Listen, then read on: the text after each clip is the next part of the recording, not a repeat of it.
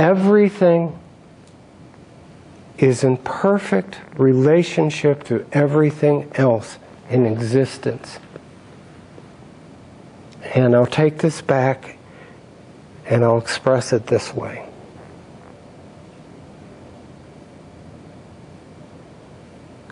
You have 7 billion people who right now are having 7 billion thoughts that cause them to act in 7 billion different ways that fulfills a single cosmic agenda, a single dance, which is not owned by any of the individual people. This is a dance which involves everyone, everywhere.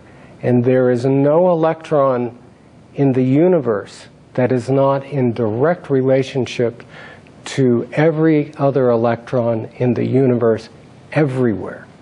Everything in this universe works as a whole.